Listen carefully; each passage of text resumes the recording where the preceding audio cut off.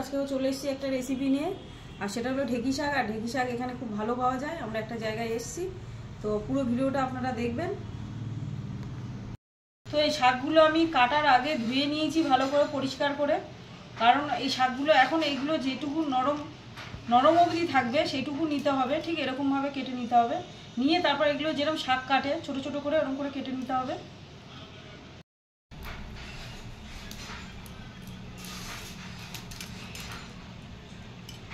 ঠিক শাকের অংশগুলো আমি এইভাবে নিয়ে নিচ্ছি, এগুলোকে পরে ছোট ছোট করে কেটে নেব।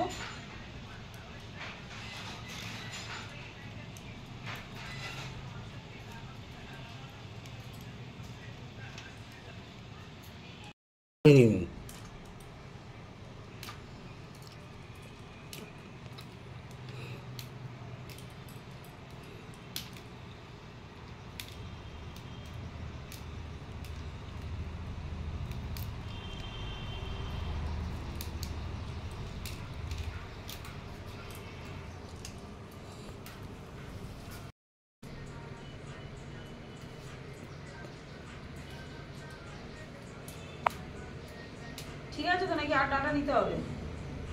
হ্যাঁ, না অনেক আর লাগবে। এগুলো কি আর নেয় সেটা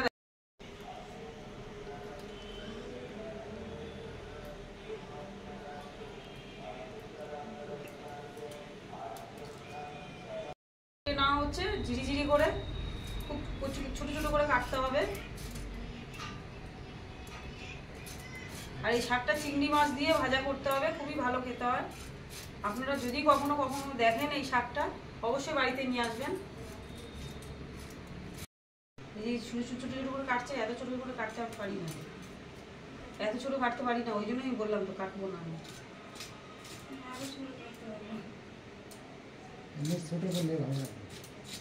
শাক যত ছোট কাটবে ততই ভালো হবে।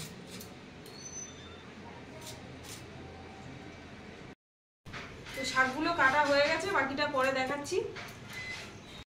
বেশ ধুয়ে টুয়ে পরিষ্কার করে নেওয়া হয়েছে। এখন আবার এটা ঢেঁকি শাকটা করব। আর এখানে কাঁচা লঙ্কা নিয়ে নিয়েছি, বেশি কিছু লাগে না। আর এখানে চিংড়ি মাছ নিয়ে নিয়েছি, ছোট ছোট চিংড়ি মাছ। এটা দিয়ে এই শাকটার রেসিপি হবে, আপনারা পুরো ভিডিওটা দেখবেন। তো কড়াই গরম হয়ে গেছে, অল্প একটু তেল দিয়ে দিলাম।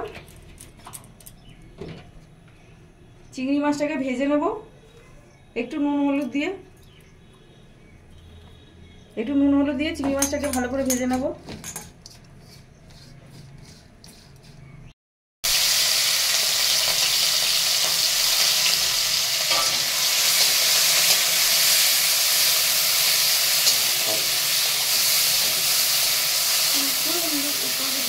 চিংড়ি মাছটা ভাজা হয়ে গেছে, এখন একটু কালো জিরে দিয়ে দেবো। একটু কালো জিরে দিয়ে দিলাম, আর একটু শুকনো লঙ্কা, না কাঁচা লঙ্কা দেবো।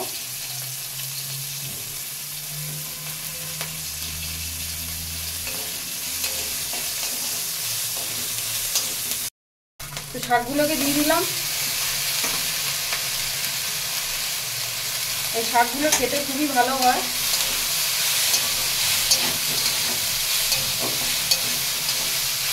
এর মধ্যে একটু নুন হলুদ দিয়ে দেবো।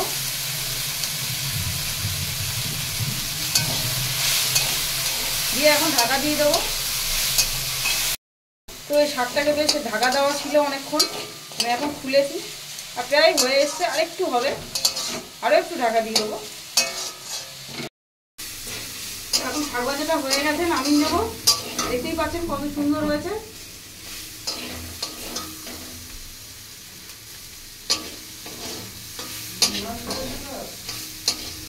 আমার এই রেসিপিটা যদি আপনাদের ভালো লাগে অবশ্যই লাইক করবেন, শেয়ার করে দেবেন, সাবস্ক্রাইব করতে ভুলবেন না।